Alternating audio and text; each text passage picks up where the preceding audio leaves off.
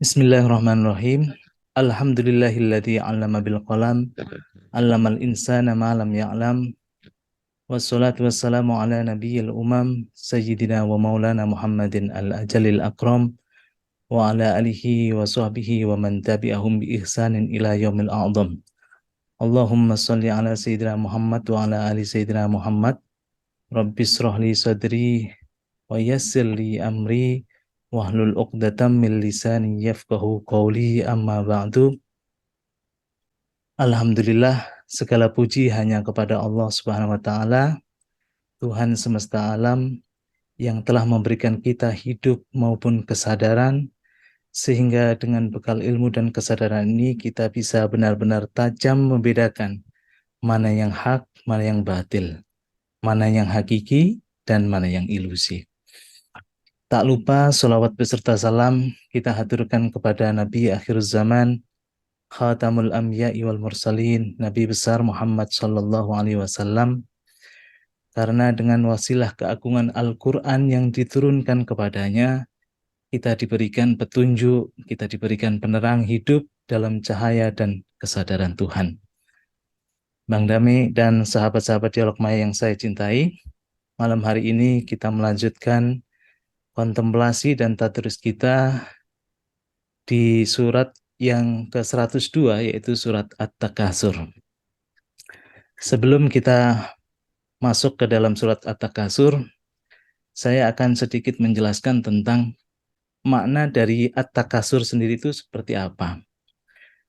Dari sisi bahasa Arab, At-Takasur itu maknanya sama dengan kata kasuro. Kalau kasuro itu kita kenal dengan syukron kasir. Kasir itu artinya banyak. Kasuro itu maknanya banyak. Tapi kalau sudah berubah menjadi kata at-takasur, itu faidah maknanya itu ada hubungan relasi antara dua orang ataupun lebih. Sehingga kalau maknanya at-takasur itu adalah saling memperbanyak. Nah, karena saling memperbanyak atau saling banyak-banyakan atau saling berlebih-lebihan itu, kemudian mungkin Departemen Agama memaknakannya sebagai saling bermegah-megahan. Jadi kalau saling berbanyak-banyakan harta itu kan akhirnya menjadi saling bermegah-megahan. Itu makna at-takasur dari sisi bahasa. Nanti kita kaji makna at-takasur dari sisi istilah maupun dari makna batinnya at-takasur itu sendiri. Asbabun nuzul atau sebab turun dari surat At-Takasur ini, itu kalau Ibnu Katsir dalam tafsirnya menjelaskan ayat ini turun berkenaan dengan ada dua kabilah dari kaum Ansor, yaitu di Madinah. Bani Harithah dan Bani Haris itu saling berbangga, saling memperbanyak harta. Makanya at-takasur, saling berbanyak-banyakan atau saling berbangga-banggaan terhadap materinya. Atau kita juga bisa katakan saling berkompetisi dalam hal duniawi. Sampai kemudian mereka itu lalai dengan nikmat yang abadi, nikmat akhirat yang abadi. Ada satu kabilah mengatakan, wahai kabilah Harithah, adakah di antara kalian itu fulan bin fulan bin fulan yang membanggakan kabilah kalian itu? Nah, dijawab oleh kabilah Harithah, Bani Haris itu, kabilah saya punya seorang fulan bin fulan yang di situ terhormat, hartanya banyak. Nah, walhasil adalah saling membangga-banggakan antara satu dengan yang lain. Ini sebab turunnya surat At-Takasur. Jadi sekali lagi at-takasur itu maknanya saling berbanyak-banyakan atau saling berkompetisi. Itu at-takasur.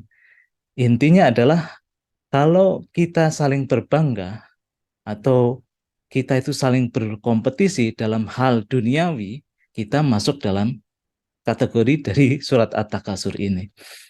Karena asbabun nuzul itu kemudian Allah menurunkan surat at-takasur. Bismillahirrahmanirrahim. Alhaakumut takasur. Alhaakum, telah melalaikan kalian semua, at-takasur, saling berbanyak-banyakan atau bermegah-megahan. Jadi perilaku berbanyak-banyakan atau perilaku berkompetisi, bermegah-megahan itu membuat kita lalai, melenakan kalian semua. Jadi kalau kita terlarut dalam urusan duniawi, sehingga urusan duniawi itu melenakan kita dari Tuhan, itu kategorinya adalah at-takasur.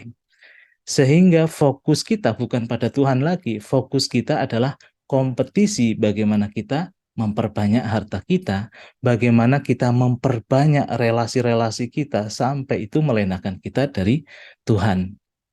Jadi at-takasur itu konteksnya seperti itu. Kalau kita katakan kompetisi, ini kan bukan masalah materi semata ya Bang Dami. Kalau kita katakan kompetisi ini kan juga sudah masuk masalah psikologi.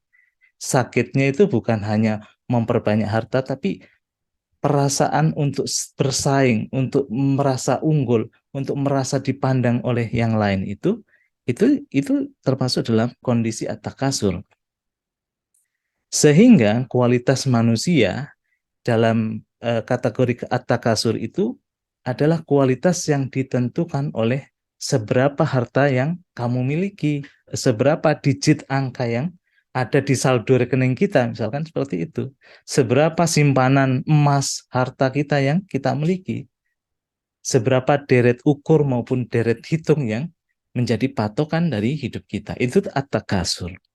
Makanya kalau kita termasuk orang-orang yang seperti itu, orang-orang yang melihat segala sesuatu itu berdasarkan deret ukur maupun deret hitung, itu termasuk dalam kondisi at-takasur. Nah, di zaman sekarang at-takasur itu juga kita bisa temui Bang Dani. Bahkan ekonomi sekarang itu spiritnya kan kapitalisme. Apapun yang penting nominal, apapun yang penting seberapa angka yang tumbuh, itu kan at-takasur, mengejar banyaknya harta. Dan jelas mereka at-takasur ini adalah penyembah materi, penyembah nominal, dan dia bangga karena itu.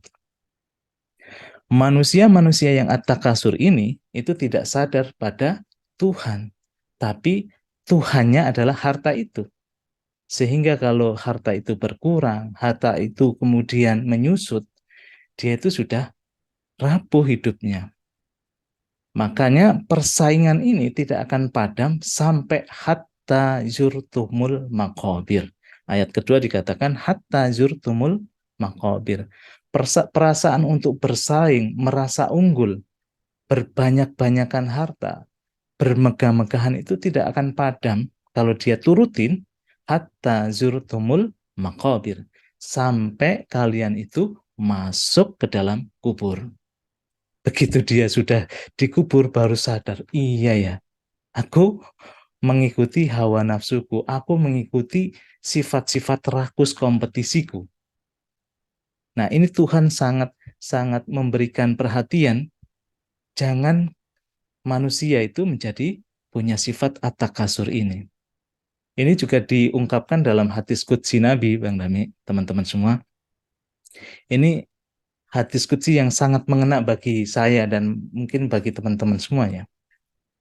Dalam hadis qudsi dikatakan, seandainya seorang manusia itu mempunyai 2 lembah yang penuh emas, niscaya pasti dia akan menginginkan lembah yang ketiga.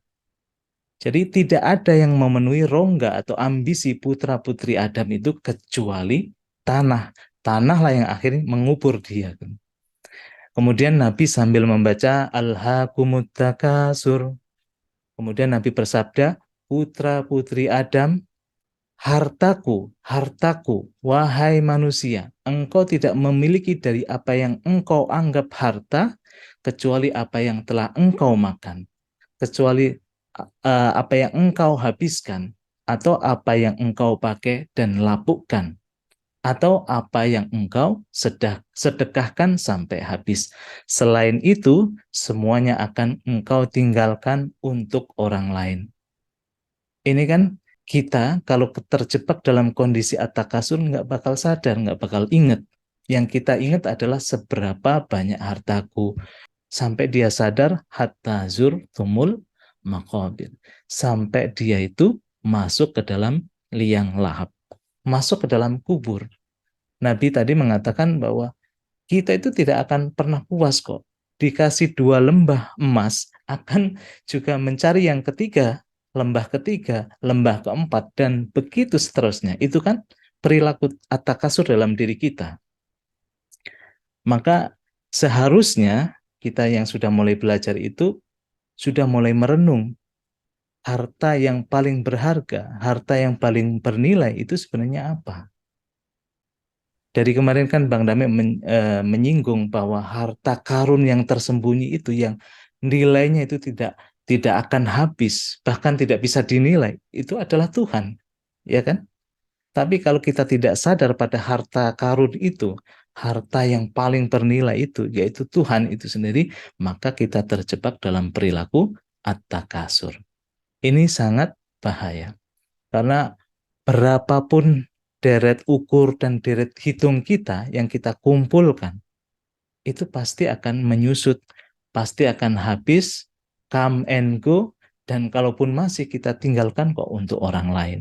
Untuk anak-anak mungkin. Bahkan kalau untuk anak-anak bisa jadi terjadi adalah perebutan warisan.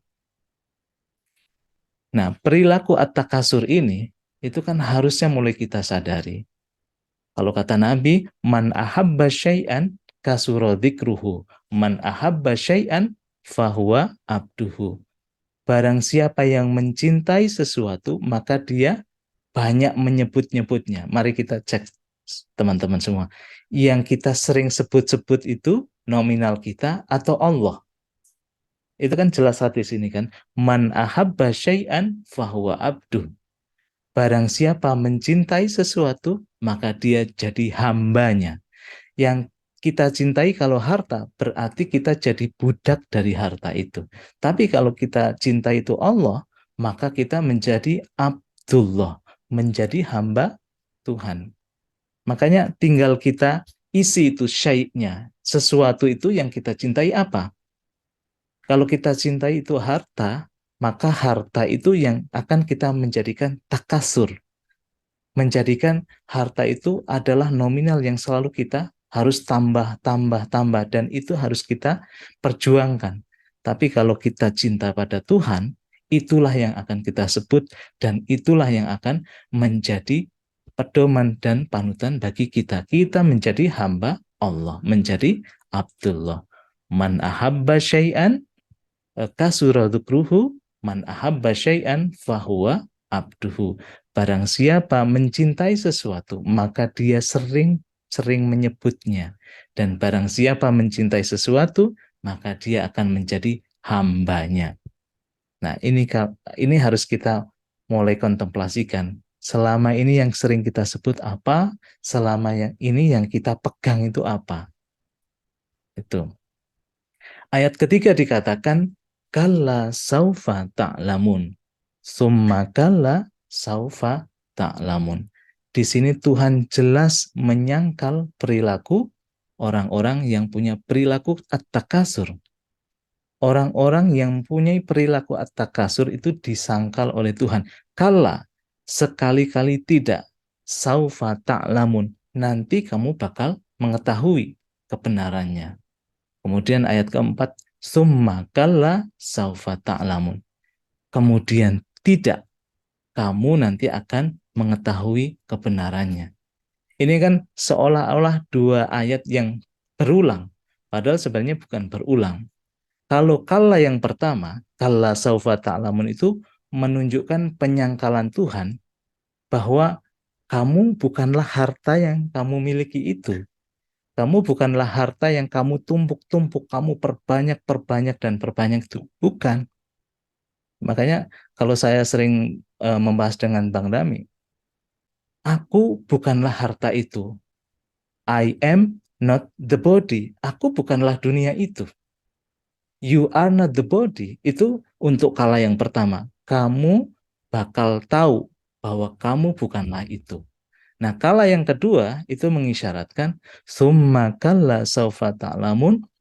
Kemudian sekali-kali tidak kamu bakal tahu bahwa kamu bukanlah apa yang kamu perjuangkan, bukanlah kamu saling berkompetisi, itu bukan.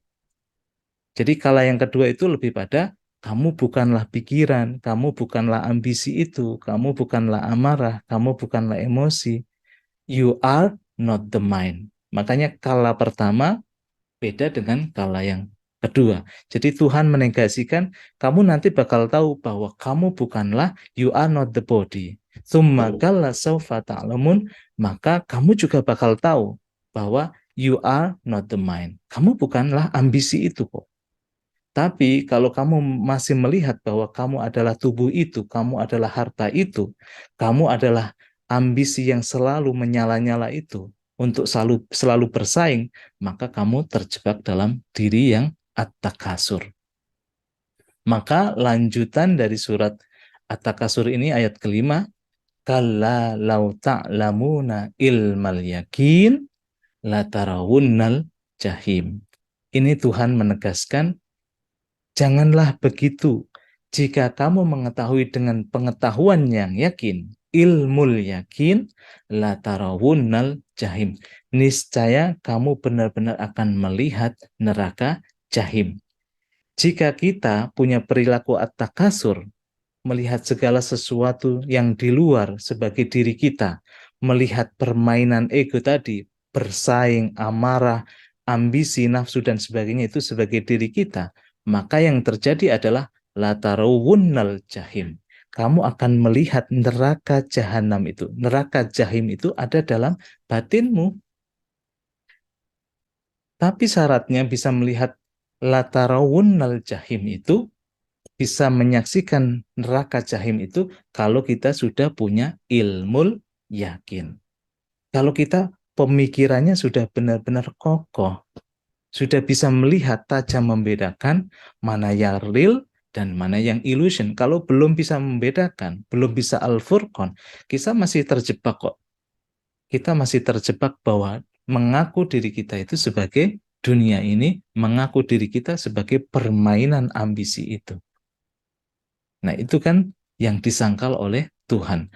La tarawunnal jahim, batin orang-orang yang punya perilaku takasur itu tidak lain adalah neraka jahim.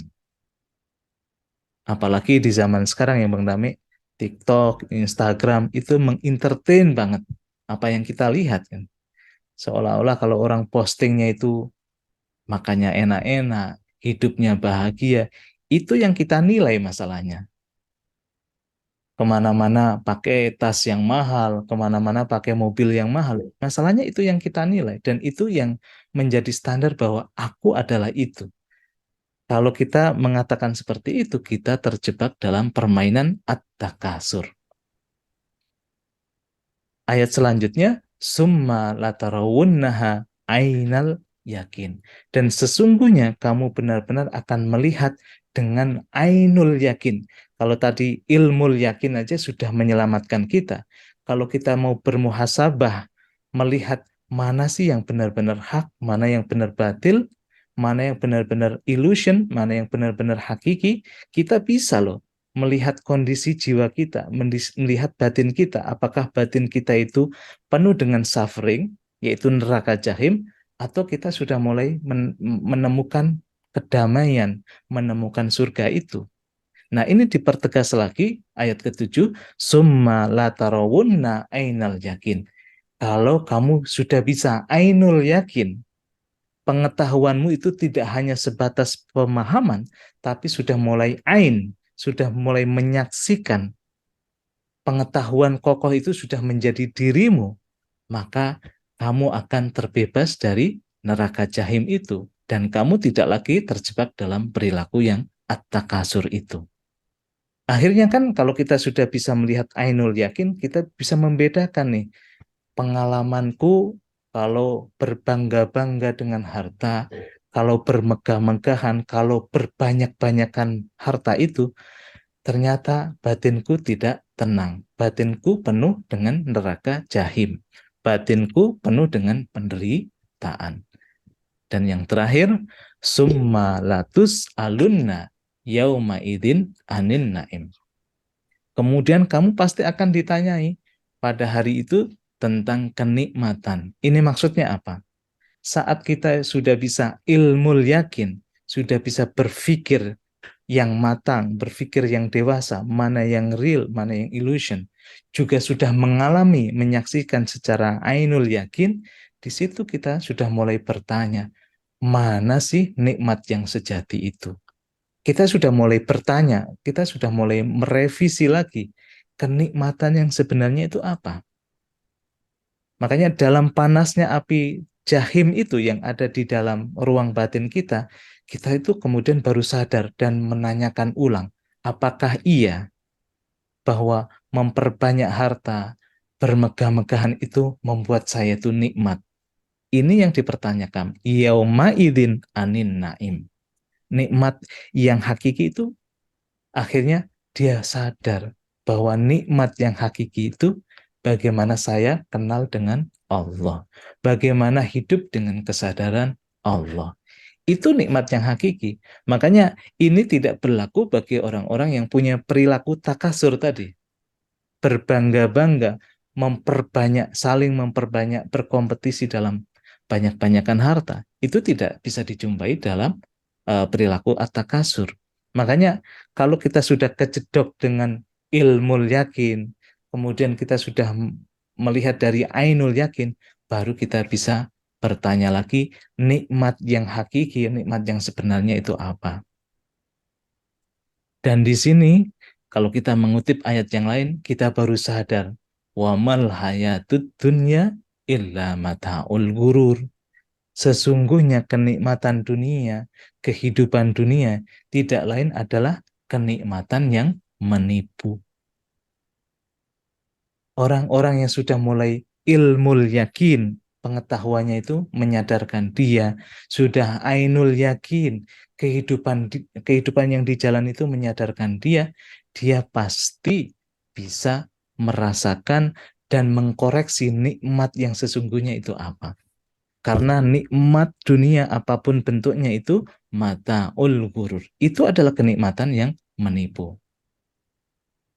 Makanya mulai dari sekarang jangan kita termasuk orang-orang yang at-takasur, saling kompetisi dalam memperbanyak harta tapi tidak sadar pada Tuhan. Karena harta yang sesungguhnya, harta yang tidak terbatas itu adalah bagaimana kita bisa sadar pada Tuhan. Itu harta yang terbaik dan itu harta yang sesungguhnya kok. Agar kita tidak termasuk orang-orang yang at-takasur. Itu saja dari saya, Bang Dami. Monggo ditambahin dan dielaborasi lebih lanjut. Silakan, Bang Dami.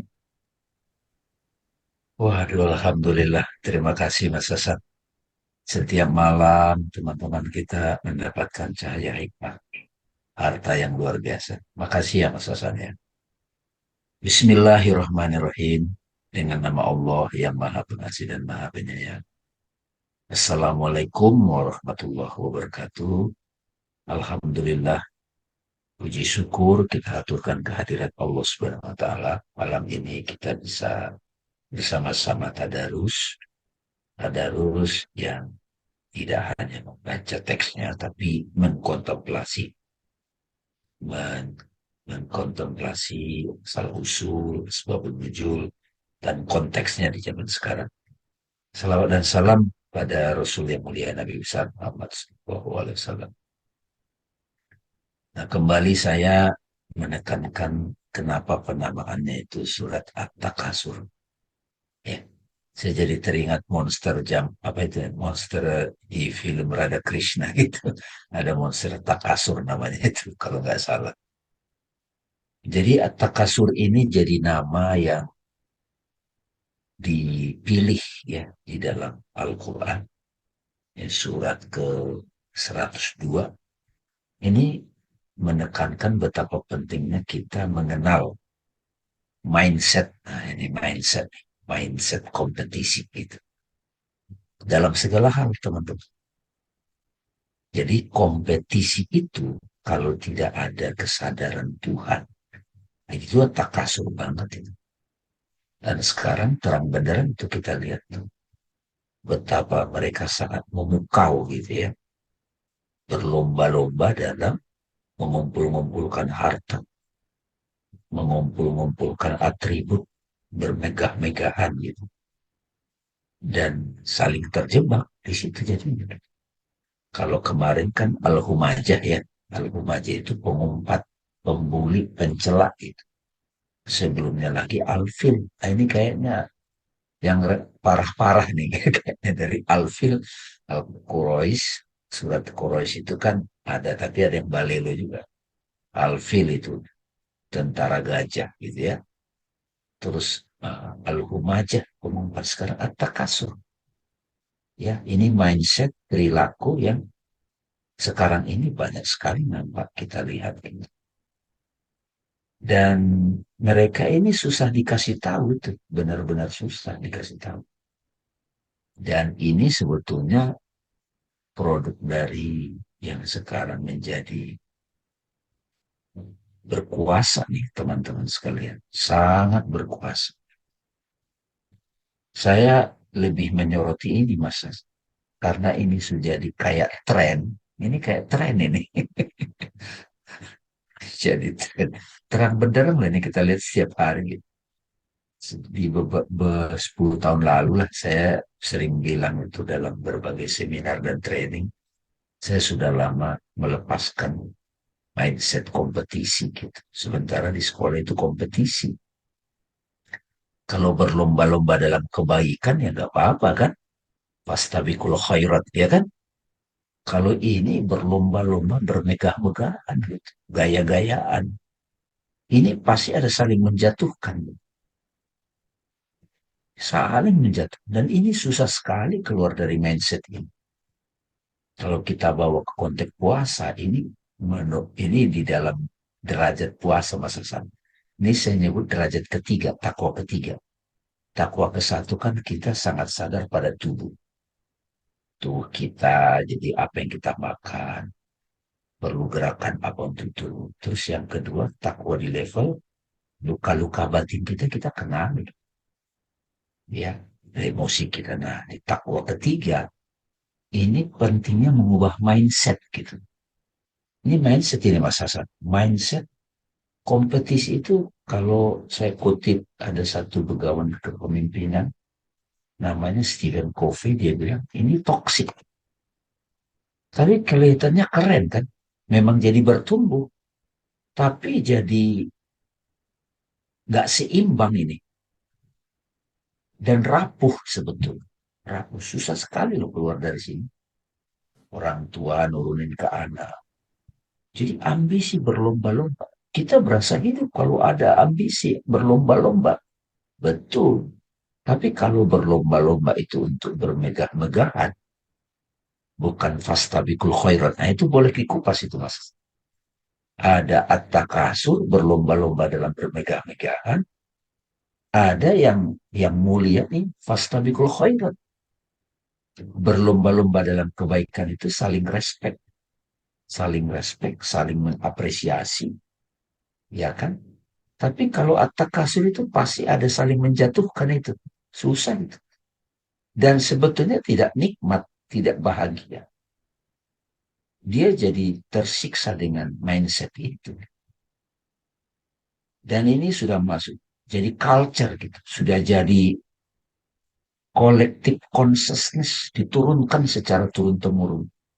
Dan ini yang menyebabkan insecure kan. Orang merasa minder jadi.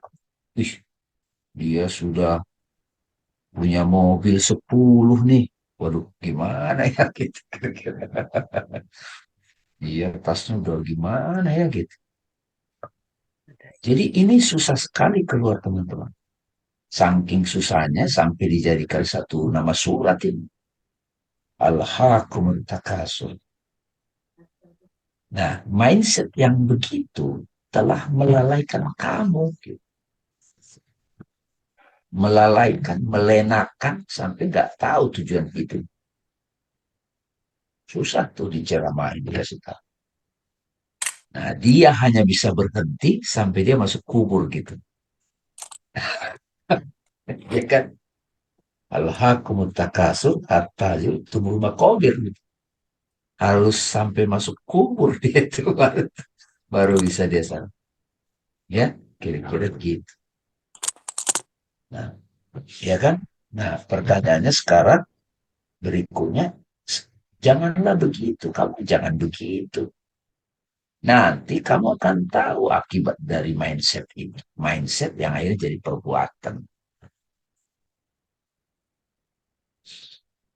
Ini susah nih, melawan ini susah atau melampaui ini. Kalau di situ kan sampai kubur dia, baru dia sadar. Kamu akan mengetahui akibatnya. Janganlah begitu, kalah. Ya kesumma kalah gitu ya. Ada lagi-lagi tuh, jangan begitu. Kamu akan tahu, loh. Jangan begitu sampai 3 kali ya. Ini saya bagus juga tuh. Kamu bukan hartamu, kamu bukan badan. Tadi dibilang gitu, itu bisa bisa diuraikan begitu. Nanti niscaya kamu akan benar-benar melihat neraka jahim, neraka akibatnya itu menderita. Dan kita hanya bisa bebas di sini. Di sini kan summa kalla saufa taklamun, ya kan? Nah, di sini sesungguhnya kamu benar-benar akan melihatnya dengan ainul yakin. Ainul yakin itu sudah kasaf ya Mas Hasan ya. Sudah penglihatan batin gitu. Itu bukan cuma ilmu yakin di sini. Di sini catatannya di sini nggak ditekankan ilmu yakin ya, meskipun tadi Mas Hasan uraikan. Tapi ilmu yakin itu sudah cukup membuat kita bermegah-megahan itu sudah membuat kita jadi ribet sendiri.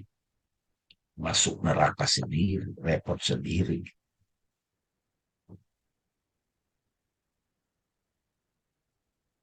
Kemudian kamu pasti akan ditanya pada hari itu tentang kenikmatan.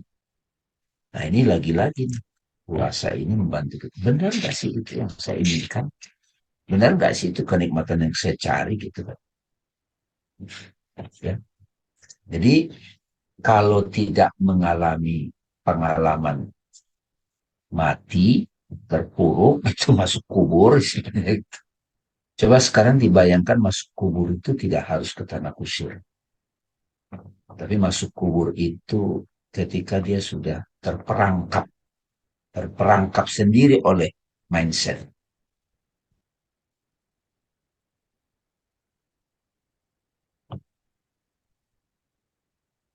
Yang bisa menyelamatkan kita itu hanya kalau ada penyaksian. Gitu. Saya lagi membayangkan Mas Hasan bagaimana menerangkan ini ke anak muda gitu ya. Kan ada fastabikul khairat, ada at-takasur. Nah, gitu. Itu menarik tuh Mas Hasan. At-takasur kan tadi udah diuraikan tuh, udah jelas banget tuh Mas Hasan jelaskan. Silakan dibawa dalam konteks sekarang. Nah, fastabikul khairat, nah gimana tuh membedakannya itu?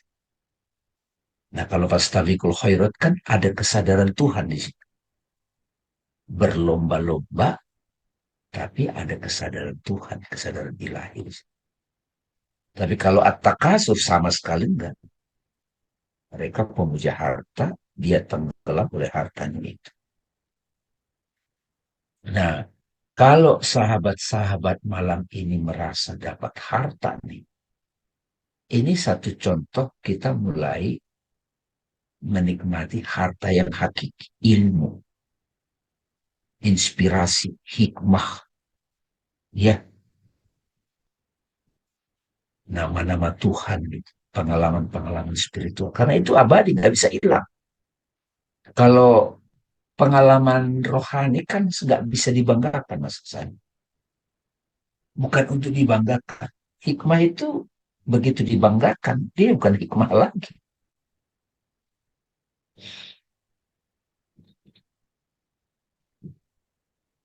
Ilmu yakin, ilmu yakin, hakul yakin. Jadi kalau kita belum lihat konsekuensinya dengan mindset bermegah-megahan, itu nggak berhenti gitu. Nggak akan berhenti. Kadang-kadang kita bisa harus ditenggelamkan dulu dengan konsekuensi dari perbuatan kita itu baru sadar. Harus masuk liang kubur dulu. Kubur itu kadang-kadang kita jadi terjebak oleh itu gitu mas. Attachment. Ribet sendiri kita oleh apa yang kita lakukan.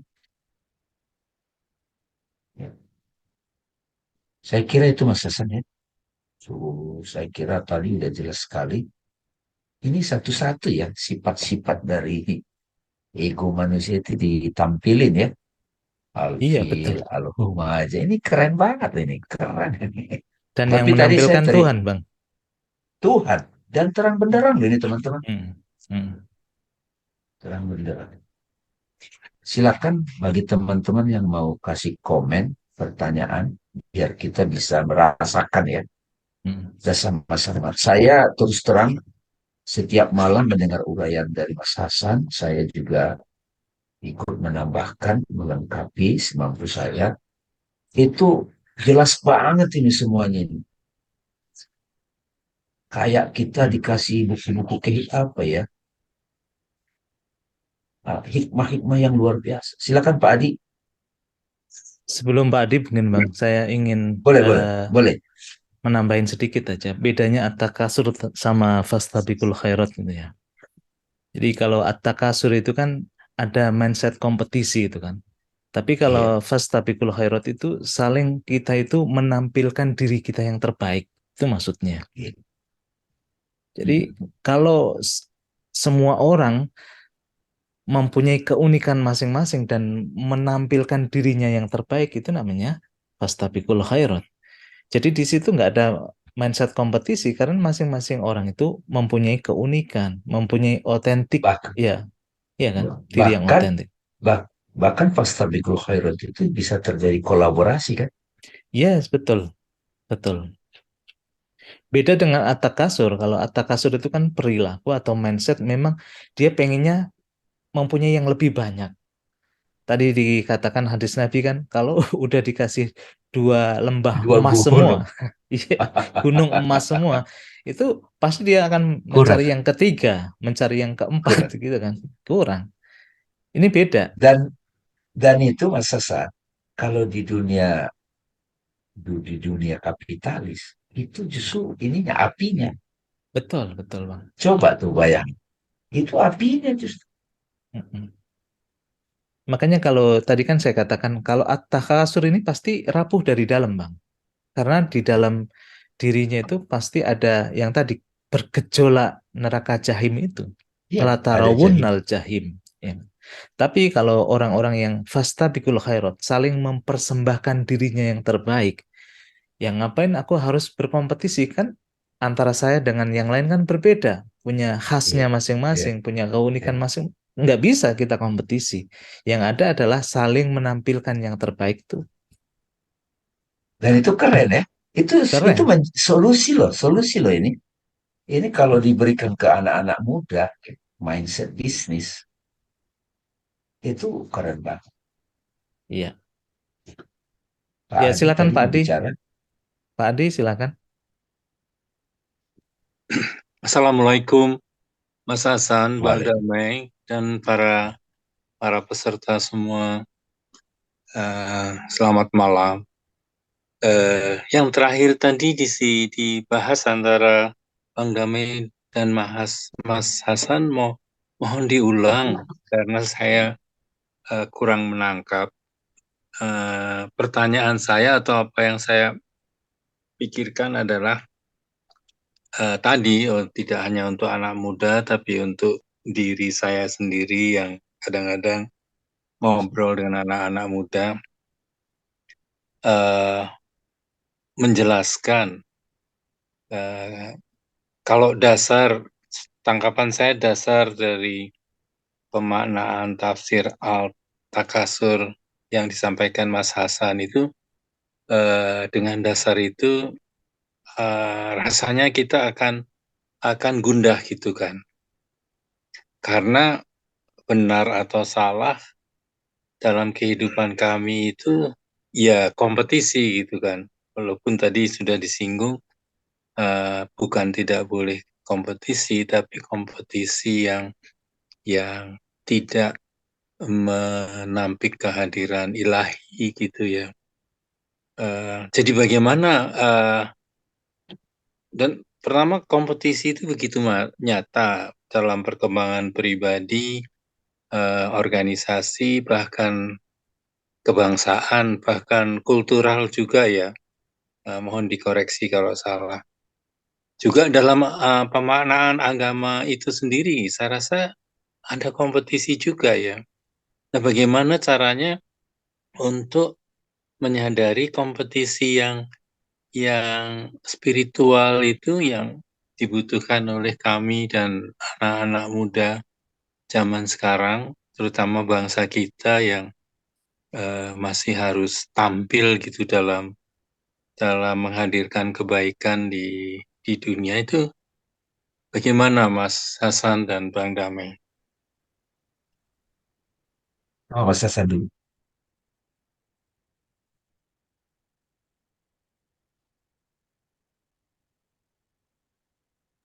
Terima kasih Pak Adi atas pertanyaannya. Memang ini yang selalu digunakan oleh orang tua maupun anak-anak, Pak Adi.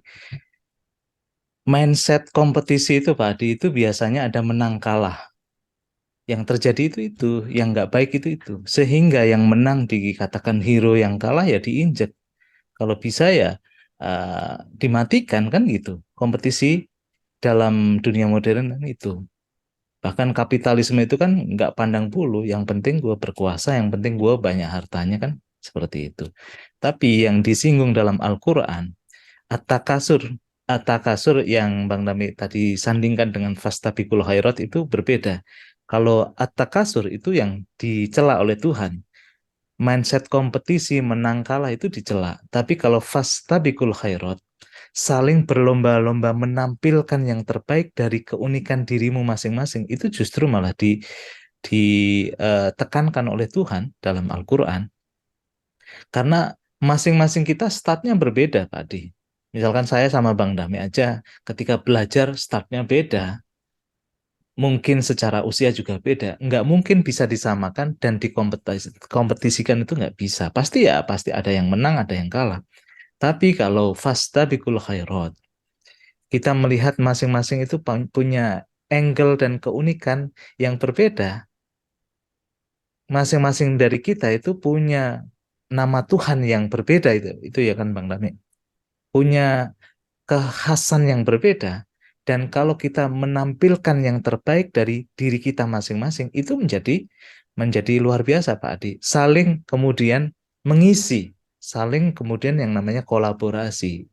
Nah, spirit di zaman sekarang, kalau saya lihat teman-teman YouTuber, teman-teman yang aktif di medsos itu, kompetisi itu sudah mulai dihilangkan loh, Pak Adi.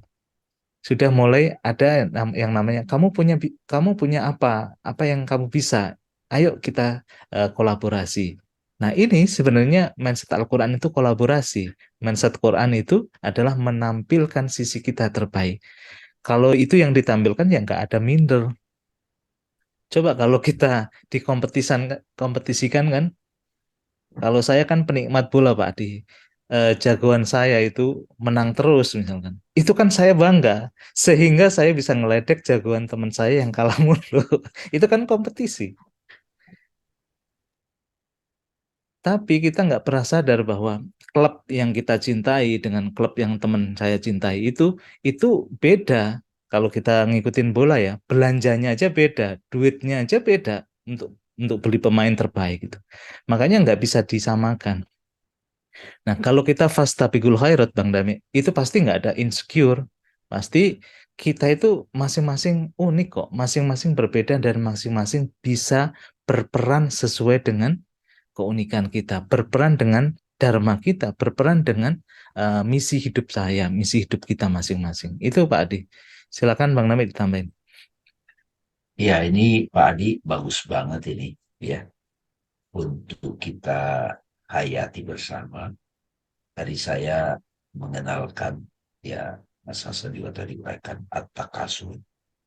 Mindset at-takasur itu ini kompetisi menang kalah. Ini kasar mainnya Pak Adi. Dan gak ada puas dan rapuh. Makanya tadi kan ditekankan. Sungguh. Sekali-kali kamu keliru loh. Kalau fastabikul khairat, Pak Adi, misalnya nih kita mengajarkan fastabikul khairat, mindset ya, ini mindset dulu. Baru nanti akan tergambar dalam sikap gitu, attitude, tindakan. Kalau mindset fastabikul khairat, dan saya juga sudah kenalkan itu ke karena anak sua guru.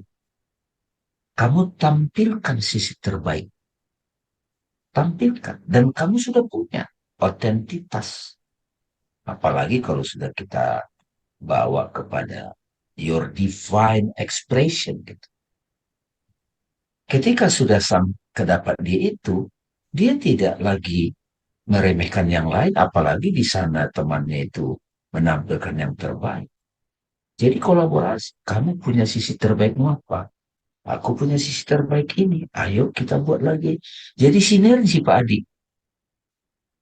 Pasti we call her itu tuh pasti sinergi. Dan di Indonesia itu sudah punya mindset itu. Sekarang ini yang nggak tahu ya, ini lagi proses nih. Di Indonesia politiknya itu kan mulai ada kompetisi, tapi sudah mulai ada bersanding, ada gotong royong. Tapi ini karena sudah jadi mindset, sudah jadi DNA ya, kompetisi ini, atau kasur ini, makanya jadi nama surat.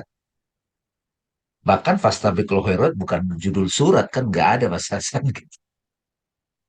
Atta kasur malah nama surat, karena ini perhatiin ini berbahaya buat kalian manusia. Nah, tadi kenapa saya sampaikan Fastabikul Khairat, supaya kita tetap ada berlomba-lomba Pak Adi, tapi menampilkan sisi terbaik kita gitu. Itu beda tuh. Ini keren banget loh ini Mas Hasan. Kalau sudah jadi culture, Atta kasur ditransformasi jadi Fastabikul Khairat. Dan ini jadi anak-anak itu jadi secure. Ya beriman jadi aman. Gitu. Ada nggak dunia seperti itu? Sebenarnya surga sih pas tapi keluar itu manusia-manusia surgawi itu.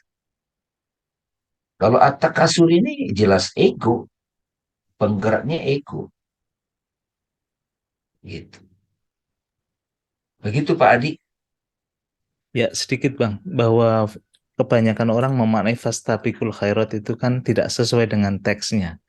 Harusnya kalau kita memaknakan fastabiqul khairat itu sebagai berlomba-lomba dalam kebaikan, teksnya bahasa Arab itu fastabiqu fil khairat kan gitu. Ada fi-nya dalam kebaikan. Tapi ini bukan. Fastabiqu al khairat. Kebaikan-kebaikanlah yang sebenarnya diperlombakan, ditampilkan gitu loh. Itu beda. Jadi kita sering berlomba menampilkan diri kita yang terbaik itu. Jadi bukan kebaikan yang kita perlombakan sehingga nanti ujungnya ada menang kalah lagi Bang Dame. Hmm? Kalau sisi terbaik kita kan jadi unik dan otentik. Betul, betul. Kayak sidik jari. Oh sidik jarinya begitu. Nah, ada nggak ya perlombaan begitu kan gitu? Ketika sudah dominan mindset menang kalah. Kalau Kolaborasi. di kita Bang Dame, di Jawa ya, itu ada mindset namanya dolanan. Dolanan itu permainan juga. Di situ ada menang kalah, tapi endingnya itu sama-sama happy. Iya, iya, iya. Iya kan? Dolanan ya. Iya. Jadi dari kecil mainan saya kan gobak sodor kan. Itu ya menang kalah, tapi nggak ada yang namanya kamu kalah harus gimana. Enggak. Dalam bungkusan dolanan itu dalam bungkusan aku menang happy, Seru-seruan. kalah kalah pun Seru-seruan. happy ya betul. Seru-seruan. Seru-seruan. Tapi kalau kita sudah dolanan itu menjadi game, nah game itu sudah ada menang kalah. Bahkan kalau sudah menang ada level-levelnya kan gitu. Makanya beda. Tapi ini kan keniscayaan yang pasti ada selalu di dunia ini. Makanya Betul, jadi nama surat. Tapi diingatkan, kalau kamu masih seperti itu, kamu akan masuk neraka jahim gitu. Jadi petunjuk ini Pak Adi buat kita Ya, teman-teman. Jadi Bang Damai, Mas petunjuk, Hasan, ya, ya, Alhamdulillah, nangkap, terima kasih banyak, jelas ya, sekali. ya terima alhamdulillah. kasih Pak Adi. Silakan teman-teman, ini ada pertanyaan Bang Dame. Kalau dari Mbak Rodiah, At-takasur itu serakah gitu ya Mas maksudnya. Ya serakah juga ya Bang Dami ya. Iya, serakah. Ini dari Mbak Herlina, bagaimana membawa goa itu ke kemana-mana yang dalam keadaan apapun. Bagaimana cara kita membawa goa? Goa tadi yang dijelaskan Bang Dami adalah kubur-kubur gitu loh. Kita masuk kubur-kubur itu, bagaimana membawa goa itu kemana-mana.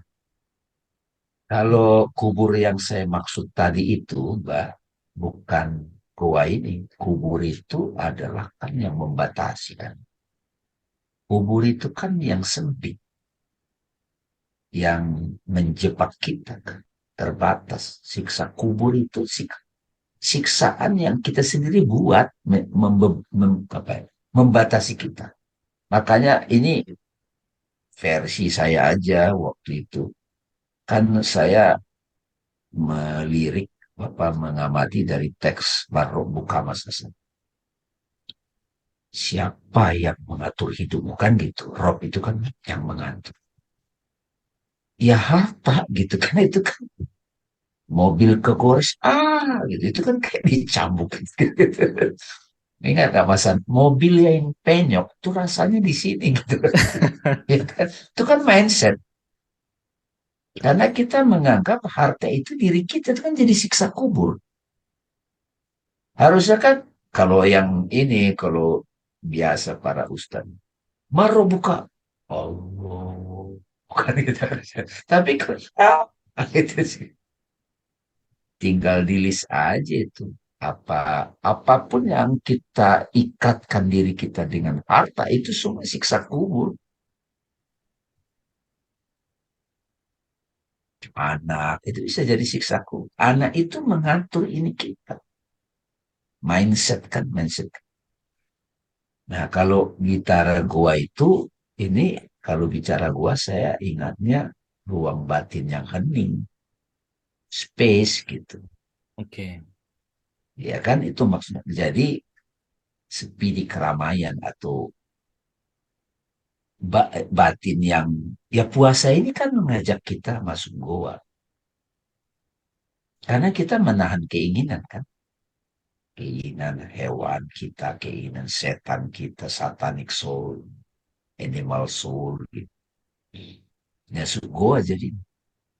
Karena kalau dua nafsu ini enggak yang Imam Al-Ghazali kemarin masa animal soul sama satanic soul ini enggak dirantai, enggak dipuasain, angelic soul itu jiwa malaikat itu tidak bisa bekerja dengan baik. Ya kan? Iya. Kalau angelic soul nggak bisa bekerja dengan baik, ya nggak bisa dengerin petunjuk dari Tuhan di hati nurani.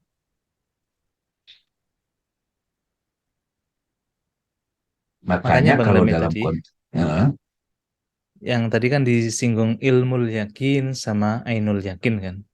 Kita bisa menyadari batin kita itu masuk ke dalam neraka jahim, kita tidak termasuk orang-orang yang takasur tadi, itu saat kita sudah mempunyai pengetahuan yang kokoh, ilmul yakin, ya kan? ya, Bukan hanya ilmul yakin aja, tapi kita tingkatkan menjadi sebuah, oh benar ya, penyaksian, ya, ainul idol. yakin.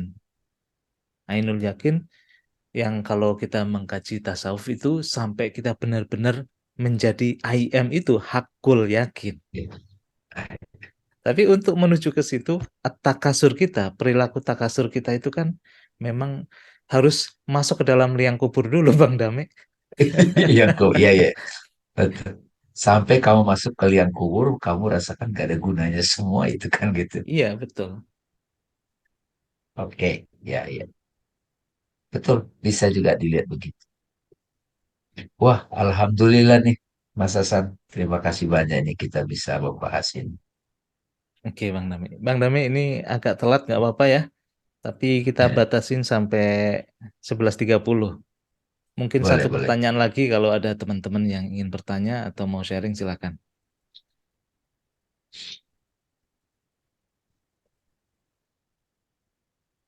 Jadi Quran benar-benar menyinggung diri kita sendiri, Bang Dami. Ini Iya, yang dikupas bukan siapa-siapa, ya diri kita masing-masing itu.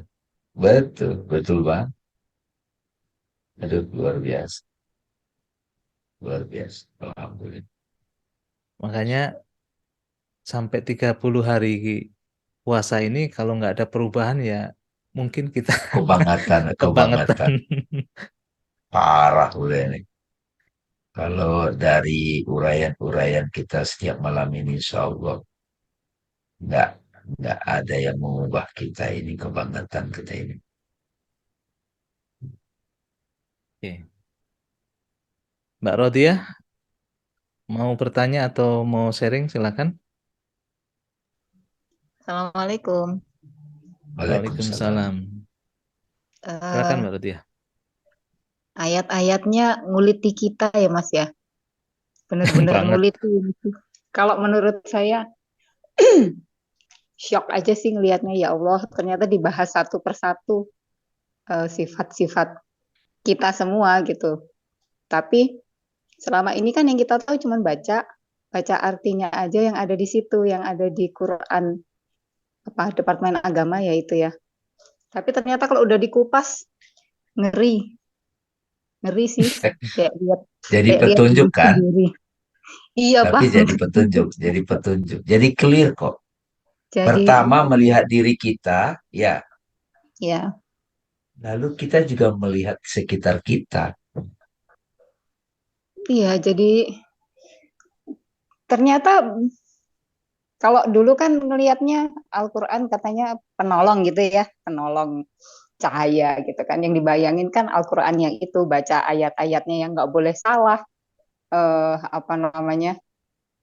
Bayangan saya itu kan yang gitu tuh yang dipeluk Al-Qurannya terus dihafalin. Tapi ternyata ini Iya. jauh, jauh sekali ya Allah. Terima kasih sekali. Iya. Bener-bener Ramadan yang indah. Terima kasih Bang Dame, terima kasih Mas Hasan. Alhamdulillah.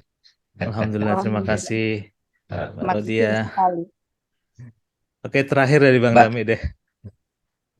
saya ingin dengar komentar Mbak Eca nih. Gimana Mbak Eca? Mbak Eca Oh itu iya, tiap malam silakan. loh hadir. Silakan Mbak Eca. Gimana ngeliat Al-Quran ini? Jadi,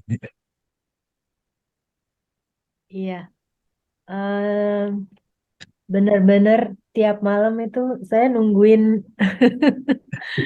ini surprise ya. kajian luar biasa sekali Bang Damai, Mas Hasan. Benar-benar di luar yang selama ini saya tahu gitu. Kayak kemarin kan sebenarnya saya pengen komen, cuman nggak perlu gitu. Jadi mengenai yang itu loh Bang Damai, jalan kita di apa? Jalan Islam ya. Iya, iya, iya. Oh, Ya, itu kebetulan saya itu mualaf gitu di umur 14 tahun dan eh, selama ini pengalaman saya sebelum mualaf itu membawa saya jadi kayak apa ya?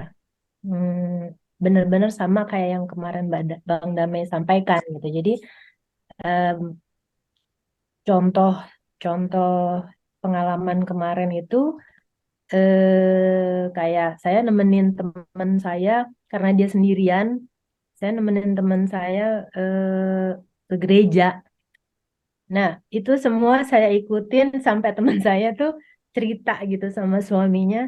Ini si Eca tuh semua kita berlutut, dia berdiri, kita berdiri, dia berdiri, kita dia duduk sampai persembahan juga dia ikutan. Sampai suaminya tuh ketawa. Apa di situ tuh saya merasa apa salahnya gitu, maksudnya dengan begitu saya nggak merasa keimanan saya goyah atau apa gitu kan, di dalam itu rumah rumah Tuhan juga dan isinya itu kebaikan, keindahan gitu. Itu sih yang saya rasakan pengalamannya gitu.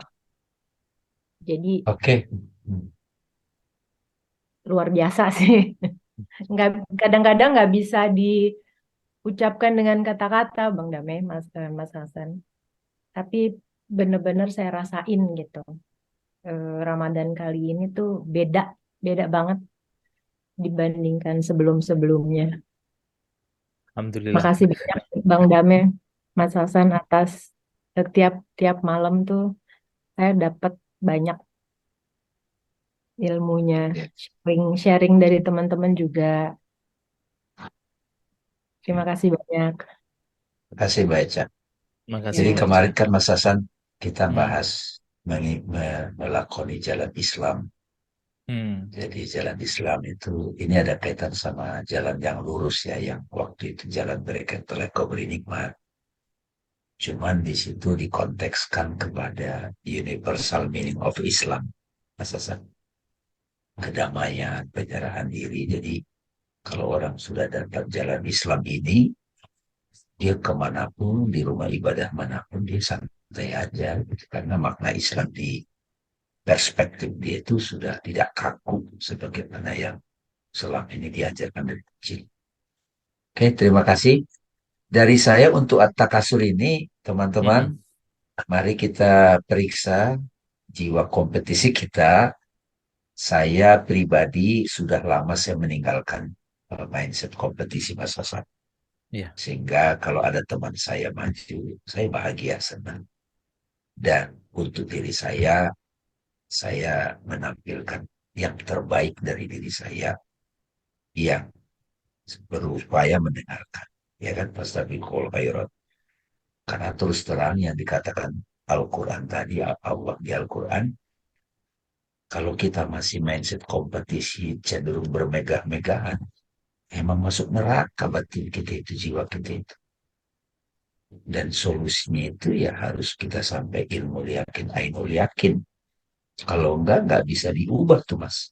Enggak bisa, susah sekali. Iya. Jadi mudah-mudahan puasa Ramadan ini membantu kita semua untuk bisa meninggalkan mindset at-takasur. Ya, kita ganti menjadi mindset fastabiqul khairat. Itu kan indah banget. Ya, terima Indah kasih. banget. Oke, terima kasih Bang Dame. Indah banget Al-Quran itu Bang Dame.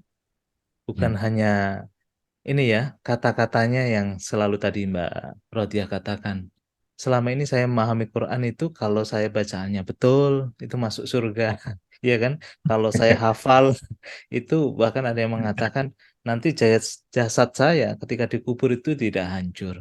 Tapi yang terpenting dari itu kalau kita bisa mengambil hikmah dari yang seperti ini Bang Dame. Al-Quran itu maknanya menginspirasi kita, bahkan menjadi jalan hidup bagi kita itu yang lebih luar biasa. Terima kasih Bang Dame, terima kasih Ya, teman-teman. terima kasih. Saya mohon undur diri sama Bang Dame. Insya Allah kita lanjut besok malam. Saya akhiri. Wassalamualaikum warahmatullahi wabarakatuh. Terima kasih semua.